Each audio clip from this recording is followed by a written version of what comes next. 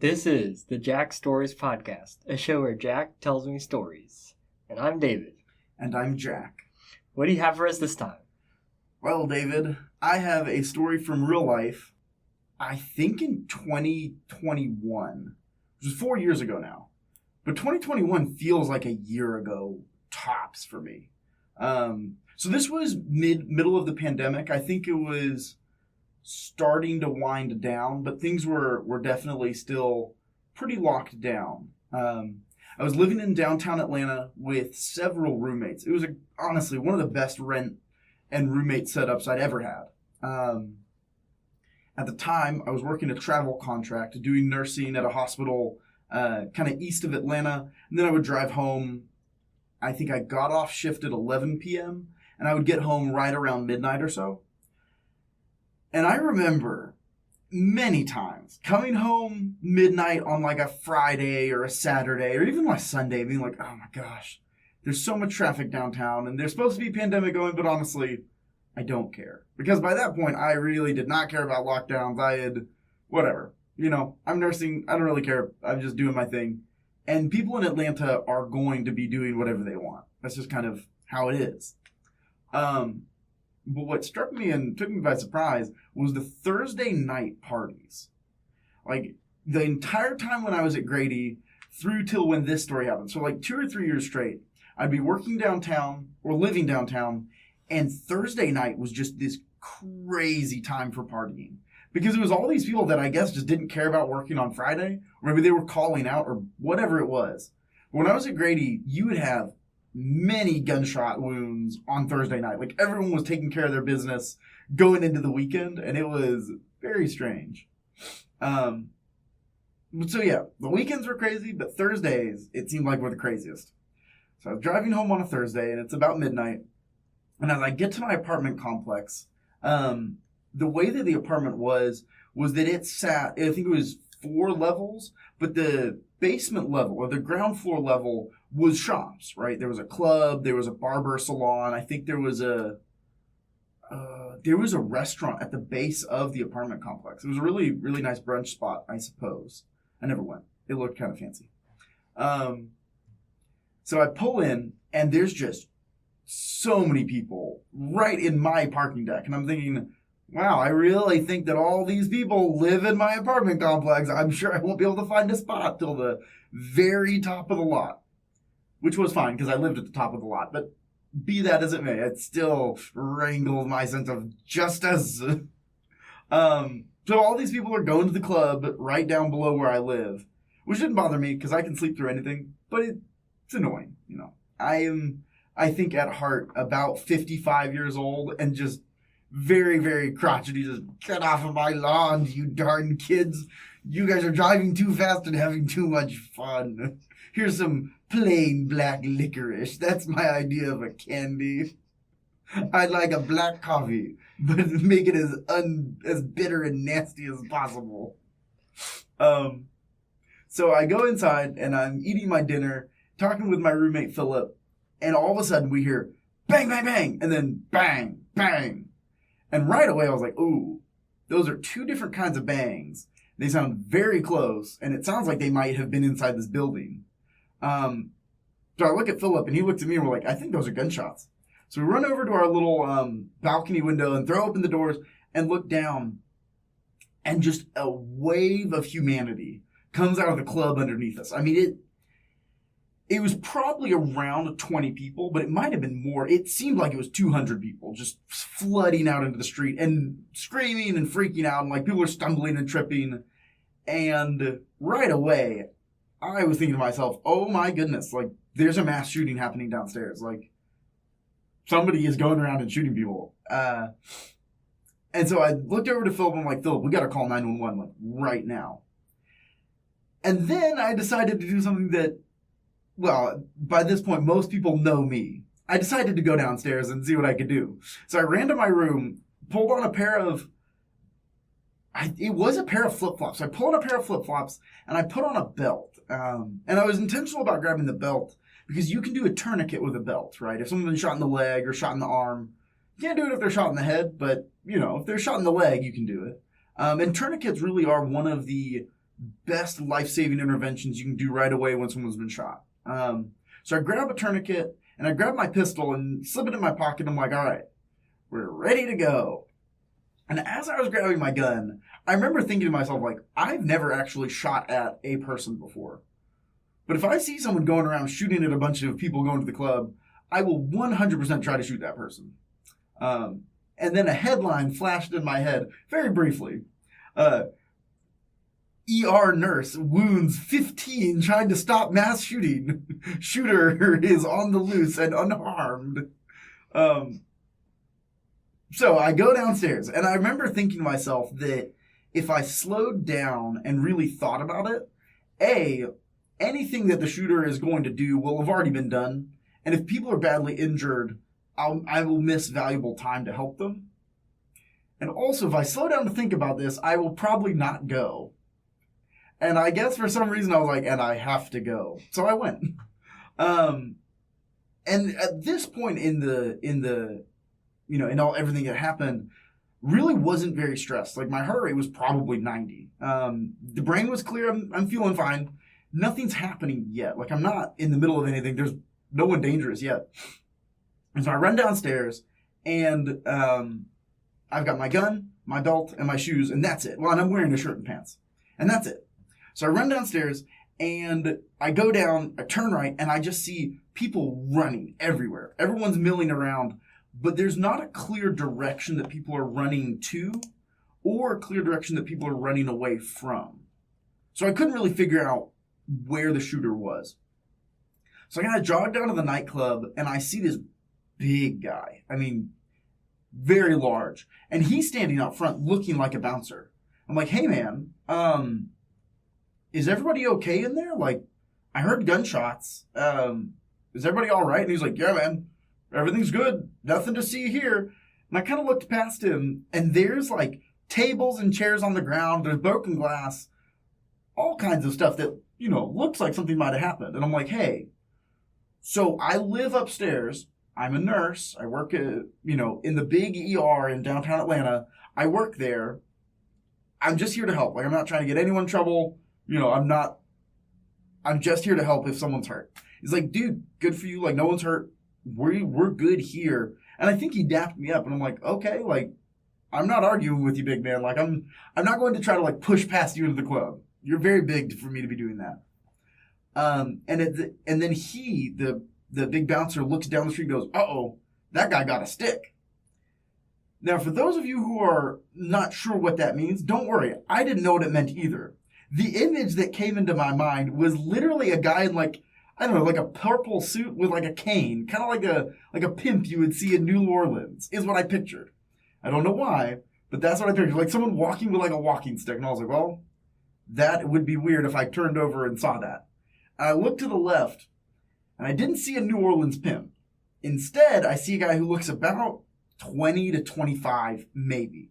He's wearing a nice pair of jeans with some of those, like, the artistic rips in them. Like, it's clearly ripped. What do they call it? Distressed jeans. Like, they look nice, though. Easily $100 pair of jeans. And he's wearing, like, a wife beater. But even the the white sleeveless shirt. A wife beater. Even that looks expensive, though. I'm like, oh, man, that's a nice wife beater. Man, this guy really dressed up for the club. And he has a short-barreled rifle with him.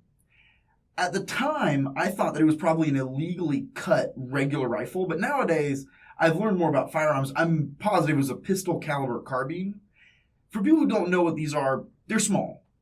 Oftentimes, they're not more than 15 inches long, sometimes shorter than that. They shoot a pistol bullet, but they're really good for, like, self-defense or, being inside of a building. They have a little brace on the back that you can brace up. Like, these are nice. Like, if you were to, I don't know, shoot up a club, this would be a very good choice. I'm not offering advice to anyone looking to shoot up a club. You need to go talk to Jesus and not do that. But so this guy's walking towards us, and he's coming slow. And I remember at the time noticing that he was holding it by the brace, not by the handle. So it's not in a position where he's going to immediately pull it up and shoot someone. It was weird. Like, it was an odd way to carry it. Even at the time, I was like, that's kind of odd. But it's a lot like having a gun, like, in a holster that everyone can see versus holding a gun in your hand. it shows a different level of readiness, I think. Or at least that's how I took it at the time. Because at the time I was like, I don't think that guy's the mass shooter. I had another reason for thinking that was that people weren't running away from him. Like, he had just walked past, like, a group of girls, and they didn't even notice him. Poor guy. And so I was like, okay, I don't think that guy's the mass shooter, but I want nothing to do with what he's got going on. Like, ooh, boy. There's a line in, I think it's Fistful of Dollars, where the main villain says to Clint Eastwood character, he says, "The man that meets a man with a rifle with a pistol, that's a dead man." So he's walking down to us, and the bouncer looks at me, he's like, "Hey, man, I gotta close the doors. Like, I cannot let him come in here. Are you in or out?" I'm like, "I'll stay here. I'm good."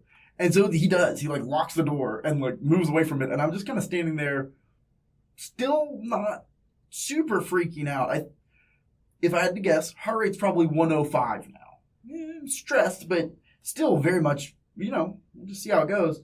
And he comes up, and I'm standing there, and I'm like, "Hey, man, all good?" And he just kind of nods to me, doesn't say anything, and just turns around and walks away. And I'm like, okay, well, that's fine. I don't need to do anything about that guy, I don't think, because he's not shooting at other people, and he's not shooting at me, which is great.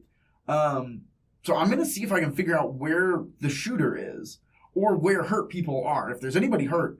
So I keep jogging down the street, and now as I'm passing little groups of people, like 1 or 2 people here, 2 or 3 people there, I'm like, hey, don't go this way up the street. You need to go the other way. There's someone with a gun over there, so you need to not go that way. Which in hindsight was probably very scary for them, because I remember at least one person be like, "Oh my God," and they just like sat down on the sidewalk, and I was like, well, don't stay here. You should probably get an Uber, like just go somewhere, but not to your left, to your right, or straight ahead, or anywhere, but not that way. Those poor people. So I jog down, and I get to the corner of the street, which is where I thought I'd heard the gunshots from, and there's nothing. There's no people. There's no one laying on the ground saying, "Oh, I wish I had someone to put a tourniquet on my leg." There's no person with a gun running around trying to shoot people, so I think to myself, well, that's odd. I guess I'll go home. Like, if I come away from this with no one being hurt and not shooting at anyone, I think this is a win. Like, I think we're good. So I start jogging back, and then this lady from up in our apartment complex, at this point, which is several minutes after it starts, she opens up a window and she's like, "Are those gunshots down there? Is someone being shot at?" I'm like, yes, that's what's happening. She's like, "I just need to know. Should I call the cops?" I'm like, sure. We've already called the cops. And she asked me like several more questions. I'm like, "Ma'am, please close your window." Like, I'm so confused, and I'm trying not to be impolite, but like, what are you doing? Like, go away. What's happening? It was weird. It was one of those weird moments where you're like, why does she feel so involved in what's going on right now? Anyways, just one of those random things that happened, and at the time really ground on my nerves. So I jogged back to my parking deck so I can let myself back in the building, and here's where things started getting a little weird. I realized I didn't have my key fob to open up the gate to the deck. Which is not the worst thing in the world, because there was a door that's kind of loose, so I could get back in, or I could call my roommate, either one. But I get to the gate, and this is where things got really weird. There was probably like 6 people all on the inside of the gate where you would open it up for your car to pull in, and they're like holding the bars like in a horror movie. They go, "Please let us out, let us out." And I'm like, okay, I'll let you out. And I look up behind them, and the dude is just standing there. He's got like a power pose going on, and he's holding his gun, again, not holding it like he's going to shoot somebody. He hadn't shot all of them, but he's just up there. Kind of at the top where, like how parking decks, you go up and then you turn right, and then you go further and you turn right again. He's at like the first intersection. So he's probably, 50 yards away. And he's just standing there, doing nothing, which is easily the most threatening thing he could do. Like, every other thing is honestly less scary than someone just standing there. And so I was like, oh my God, all right, everybody, let me get you out of there. And I reached to find my key fob and then realized I don't have it. I'm like, I don't have my key. And they turned on me like hyenas. They were like, "You fucking idiot. You don't have your key? What the hell?" I was like, I didn't park illegally in someone else's lot. All of you are the problem. Like, you're always taking my parking spots. Now you get what you deserve. It was one of those moments where, you know how, like, I don't know, the lifeguard swims out to save the drowning person, they grab him and drag him under, or like you go to pet a dog and it bites you on the hand. The ingratitude really got to me for a second where I was like, wow, I came down here to be involved in a mass shooting. Maybe I should be the shooter. Just kidding. I didn't actually think about shooting all those people, but I was very upset at them. So I was like, well, fine. Maybe I can get you guys out after all. So I walked over to the door, and it was already loose, and I just, like, ripped it open and was like, yikes, I have a lot of strength when I'm angry, I guess. And then they were all happy. They're like, oh, thank you. You're such a hero. Oh, my God. And, like, ran away, and I was like, get out of my parking deck. You stay out. And so there I am. I'm at the bottom of the deck, and he's up at the top. And again, we find ourselves looking at each other. And for the second time, I'm like, I don't think this guy is trying to shoot people. Because again, I mean, he had a perfect moment. Like, he literally could have killed every single one of those people. No problem. I'm like, well, I don't think this guy is the problem. Like, and again, he's got a rifle and I've got a pistol. And I don't even have my pistol out. So, you know, I don't think he's the problem, everybody. Come on, he's not. He can't be the problem. There's just no way. And at this moment, I heard the sound of the cavalry arriving. I heard those beautiful blue lights, the wee-woo, wee-woo. And I'm like, oh, thank God. Because honestly, at this point, and this was maybe, you know, again, this is a few years ago, so I think I was 27 or something. This is where someone in their later 20s has a sense of relief, whereas the earlier 20s me might have been like, dang it, just when things are getting good. But at this point, I was like, oh, thank God. I really need for this to not be my problem. So as we hear the sirens, I look at the guy, and he looks at me, and I look at him, and he just turns and goes over to one of the doors where you have to have your key fob to get in. It's like a magnetic door. And just kicks it in and runs inside. And I was like, ooh, I wonder if that little rifle you have is registered as a firearm, or maybe you have an outstanding warrant, young man. And I was like, yikes, I need to stay away from that guy. Like, he is running away, and that is a scary thing. I also thought about, I'm sure someone in that apartment complex came out to, like, put their trash out, and, you know, they have their headphones in, they haven't heard a single thing, they just look down the hall, and this dude is just sprinting towards them with a rifle, and they're like, oh my God, my heart. It must have been the scariest thing ever. You're here to drop your recycling off, you just see that guy running at you. So he's running down the hall somewhere in my apartment complex, and I decided, you know what? Since there's no threat outside, I can give the first responders and the cops an idea of what's going on. And I'd stroll out to the front, and the cops that arrived are the scariest kind of cops. Because they're cops who are wearing jeans, t-shirts, and vests. And they all have rifles. And I'm telling you, the people that show up in jeans and t-shirts are only there to shoot people. Like, they're not in uniform. They're just, I don't know where they keep them in Fulton County, but they're just like, hey man, it's time to go shoot people. We don't have time to put on all our gear. And they're like, oh, I just happen to have my rifle and vest in my car. Let's go make things happen. And they show up, and man, like, again, I don't really know anything about the police, but I have a feeling that I am not wrong on that. The vibe I got from them was that they were all business and they were not making any arrests. So I come out, and I have a gun in my pocket, which I'm sure if they were looking closely, they noticed.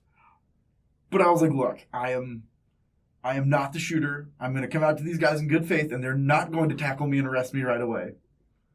It would have actually been pretty funny if they had. I'm going to come out, I'm like, hey guys, I live here. I'm a nurse upstairs. I was coming down to see if anybody got hurt.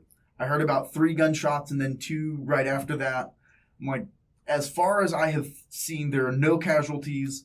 But there is a guy running around my apartment complex who doesn't live there with a rifle. I'm like, for what it's worth, I don't think he shot anybody. Like, I don't think he's the one that did the initial shooting.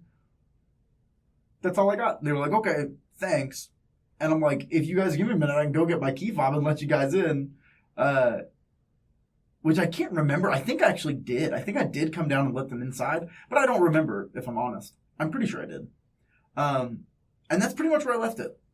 I never found out whether or not that guy got arrested. I never found out if anybody got hurt. I never found the incident in the news later. Like, it was just one of those, like, gunshots were fired in this club in Atlanta on a Thursday night, but it's Atlanta and it's Thursday night. I mean, this is not news. But the thing that I remember the best is that, like, after all of this, I mean, by the time I saw the police, my heart rate was back to normal. I feel completely normal. I go upstairs, I'm talking to Philip, and I sit down with my bowl of rice and ground beef, and I'm just shoveling it down. I was like, blah, blah, blah, blah. And then Philip, I saw this guy, blah, blah, blah, blah. And then the cops showed up, blah, blah, blah, blah. And then I was like, all right, well, I'm going to bed. And I laid down on my bed, and I'm folding my hands, composing myself to sleep, and suddenly my heart just starts hammering. It's like, da da da da da da da. I'm like, wow, that was pretty wild, and I am probably not falling asleep for a long time. And then I did, but for a minute, I had a huge adrenaline rush, and I was like, where was this hiding at when I probably could have used it? And that's my story, and I'm sticking to it. Every good podcast has a part in the middle where they tell you something you don't really care about. And since we don't have any sponsors, we're just going to tell you something stupid. In this case, we're actually going to tell you about other podcasts that we liked. So I think the one I want to talk about is LeVar Burton Reads. It's the guy from Reading Rainbow, but he was also on Star Trek. Mm-hmm. So he's a legit actor, and he loves books. And so for LeVar Burton Reads, he does a short story, and some of them are older, and some of them are very current. I think the show ended a little while ago, so there isn't any new episodes coming out, but there's some that are like they were written just a few years ago. And he reads them, and he has a lot of like really high quality sound effects and everything. It's like a very well-produced show. Oh yeah. If you listen to LeVar Burton Reads, I command you to not listen to our podcast for a little bit after, because the difference of a professionally trained and really passionate storyteller versus me is going to show, and that's okay. But yeah, LeVar Burton Reads, pound for pound, is probably some of the best you'll get on all of Apple or any podcast anywhere. Yeah. Oh man, I'm torn. How do I choose between my favorite children? All right, I'm going to cheat and list two. Another podcast that is very similar to LeVar Burton Reads is the 1001 Short Stories podcast. So this guy, John Hagedorn, has about 1001, and then fill in the blank. So there's 1001 Short Stories podcast, 1001 Stories for the Road. Those are my two favorites. He's an amateur reader, and to me, it shows. I think that his diction and his pacing is a little bit weird. Like, his voice is a little weird. But the guy is a workhorse. Like, he is coming out with, I think, bi-weekly episodes. If you want to listen to classic short stories, so I'm talking Jack London, Saki, what's the one I really love? O. Henry, Mark Twain, 1001 Short Stories. You cannot go wrong with this guy. He's doing tons of work for free. And honestly, the amount of Jack London stories that are in public domain, but that are just not well read or just not read at all, it's unfair. So give 1001 Short Stories a listen. I don't think you'll regret it. And then I just have to plug the Revolutions podcast with Mike Duncan. 30-minute to 45-minute episodes covering revolutions in the modern era. So English Revolution all the way through Russian Revolution. This is one of the best things you could do for a history educational podcast. They're just really well done. I think Mike Duncan is probably the best historical podcaster, pound for pound, and just kind of in general. But yeah, I mean, you could do far worse, and you'll learn a ton about really interesting things that actually happened. So give that a whirl. It's well worth your time. All right, let's get back to the podcast. Okay, so I think the first thing is, how do you reflect on this event? Do you think you made a huge mistake? Or do you think that it's good to go into a scary situation, try to help people, even if you are kind of unequipped? Would you do it again? Well, so this is one of those hard things for me to decide. I guess, I'll be honest, if I was not married and didn't have a son, I would do it again every time. I think that there is no scenario where I would not get involved. And whether or not I think that's a good thing is hard for me to say. It's one of those things that I know that I would always do it, and I would not counsel anyone else to do that. I think that it is always good to want to help people and to be willing to help people despite danger or despite fear, right? I think that fear is not a good reason to not help someone or to not do a good action, right? If you see a drowning man, fear will tell you not to jump in. There are many times when fear is good, and it's a good thing for you to be afraid and think, oh, is this something I can do or is this something I should do? But fear by itself is not a good reason to choose not to act or to choose to leave or whatever. But I'm not a police officer. I've not had formal firearms training. And so to go into a situation like that is very risky, right? And so I don't know. I honestly don't know if that was necessarily a good thing on the whole to do. I definitely think it was probably a pretty crazy thing to do. But I will say, to all of the single guys out there, unmarried, no children, if you are, injured in the process of doing something that you think is good and noble, good on you, man. Like, I have nothing bad to say about that. And I think it's a righteous thing to jump in there and try to help. So, in summary, I'm not sorry. I would do it again. Well, if I was single and didn't have a child, I would do it again. But I don't know if I think it's a wise thing to do.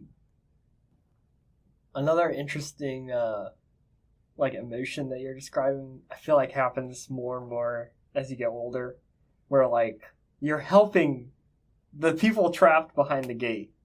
You're like, the whole point of this is to try to help people, and there's like some people who are asking for your help, but then you just can't help but just be so annoyed by them. Yes. I mean, and it is definitely some arrogance on my part, and I think just arrogance on the part of people who are trying to help others, right? You try to help someone, and even if they just don't take your help, you feel offended. But maybe your help just sucked, and you were, they looked at you and they're like, this guy can't help me, he's terrible. But I will say, too, that just anytime you go out to help people, be ready to be very frustrated with them. Like, they're going to do things that don't make any sense. The whole scenario is not going to make sense. Just being annoyed at the people you came to help is a common human feeling, but it also, if you read the Bible, you know that is literally the number one theme. Maybe not the number one theme, but it's one of the themes of the entire story is like these terrible people who didn't deserve to be helped were helped. And then they were like, nope, we would much rather have meat instead of this wonderful bread from heaven. Yeah, this bread from heaven sucks. I hate it. Yeah. It's just, oh, well, I see myself. The pandemic and just like that time, there's a lot more. The context of the story is pretty interesting because it's such a strange time. It's just like almost feels like not real life. I remember having a feeling no one knows how to behave anymore. Like, the roads are empty in Atlanta. There's no traffic. That's so bizarre. And then people would just do the just strangest, outrageous things, and everyone just kind of acted like there was no one to say, hey, you can't do that. I remember, too, that, the Atlanta Police Department more or less stopped working for about a year. Like, I don't think I saw a single cop write a ticket for about a straight year during the pandemic. And that feeling of norms being just not in place. Like societal norms, expected taboos, and expected behaviors just weren't a thing. Because a lot of the expected norms and the things that were recommended, everyone just didn't want to do. Or just felt like they were outrageous. Or the people that were following that aren't present. So at this Thursday night kickback at the club, everyone who normally would have been obeying, public gathering mandates and masking up and stuff, none of them were there, right? These are only the crazy people. But I will say that, I expect that most normal citizens, just the pandemic happens or the lockdown happens and suddenly people are getting into fist fights over, honking the horn at traffic, or, people are trampling over someone else's lawn expecting no consequences, and then the homeowner shows up with a shotgun. And, those were the kind of things when you heard, at least to me, when I heard about it in the pandemic, I was like, oh, yeah, that's just how people are behaving nowadays. And I honestly accepted it as kind of normal at the time, and now I look back and wonder, why did I think that was normal? The other thing, I don't know, about, becoming numb to hearing shooting. I can definitely imagine this being the kind of thing you would do the first couple of years of living in an apartment like that, but after 10 years, you're like, you don't even react. Probably not. Well, and then also, it's interesting, because I can tell you now, I wouldn't get up if I heard gunshots right here. Just wouldn't. Unless, there's a proximity to which I would move and I wouldn't move. Okay. So, I hear gunshots in my neighborhood fairly often. I don't even call the cops. Yeah. I know that someone on next door has already called the cops. And it's the bystander effect, right? I know that someone else has done it, so I don't do it. Yeah. But for me, I think part of it is if I see potential victims, right? If I see the people outside the door run, I'm getting up, dude. I don't even have my gun with me. I'm getting up and putting this pen in somebody. And maybe it's just me, but I think it's probably common to a certain group of people that if I saw someone hurting someone else, I'd be there.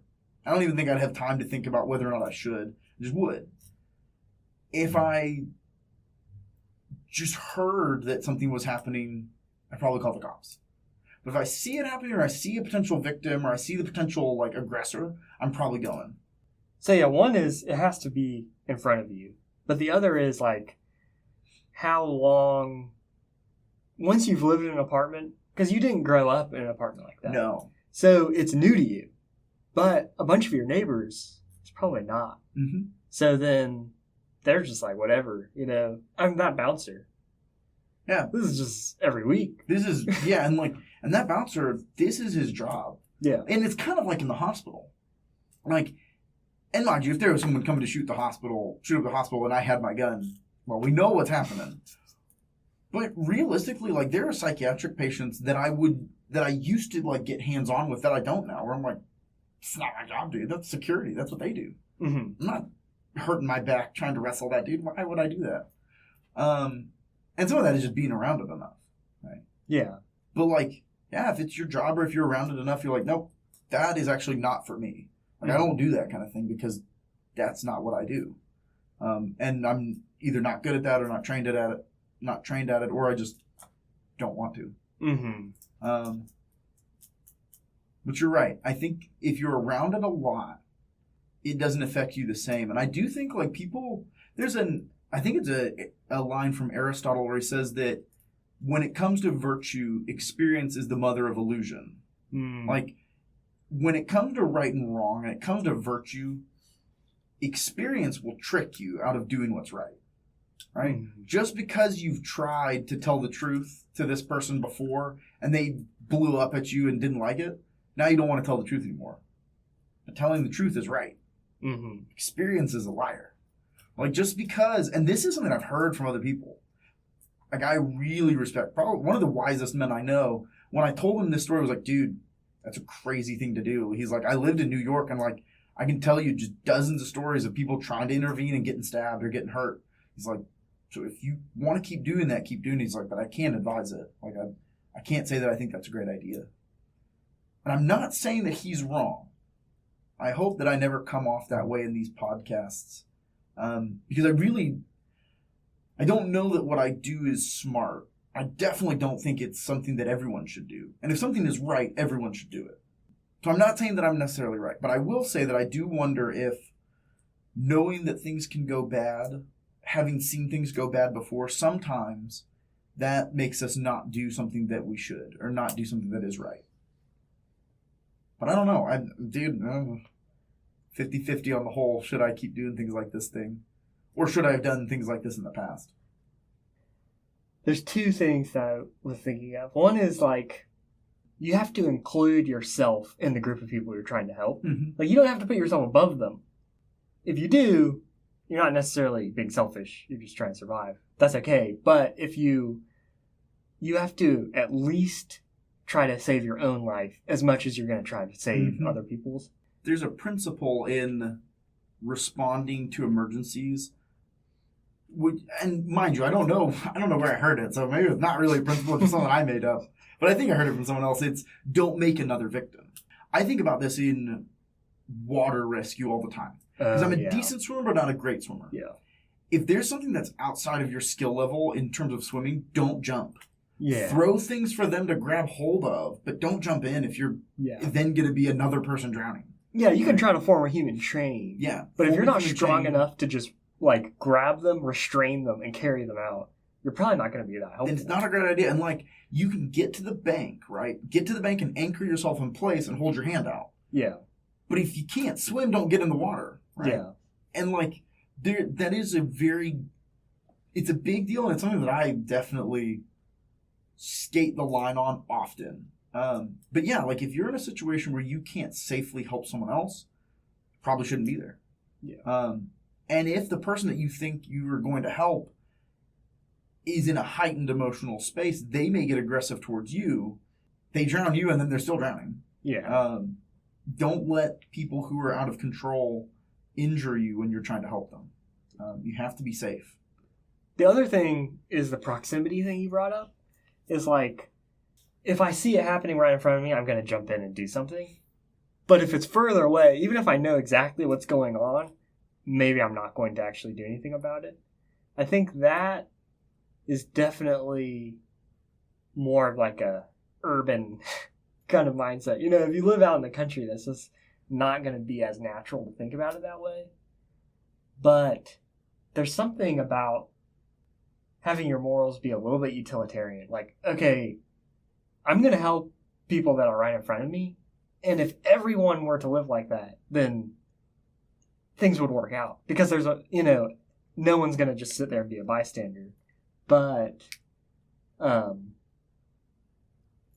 I'm not going to run half a mile to try to help someone who's, the situation is going to be over in 5 minutes. You know, like, that's,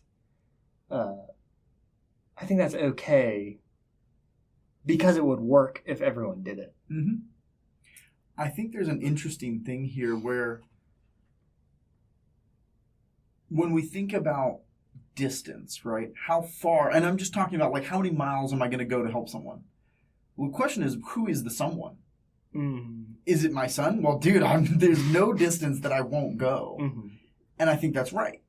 So I think that there's an interesting thing with just how we're made as people, that some people you go any distance for because the relationship is that way, right? Like it's blood ties, or it's the closest friend type thing.